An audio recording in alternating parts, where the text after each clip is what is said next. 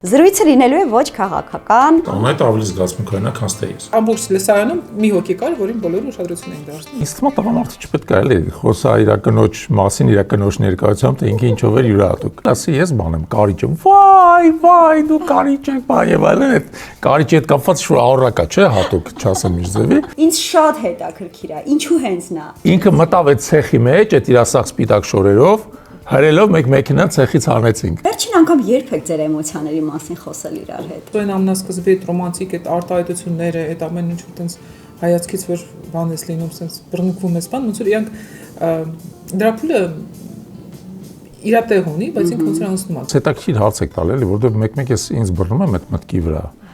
որ մենք իրար հետ այդքան շատ չենք շփվում։ Եկեք դուք զոհմի գնացեք, ուղղակի սպիտակինին վայելեք։ Ռուբեն Վարդանյանին վերջին անգամ երբ եք տեսել։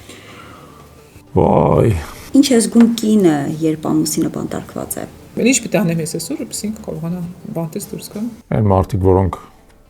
այդ սադրանքը սարքել էին, ինձ ազատազրկել էին եւ այլն, հասկացան, որ եթե ես դες կին ունեմ, իրենք չեն կարող ախտել։ Սկզբից իհարկե կա այդ միգուցե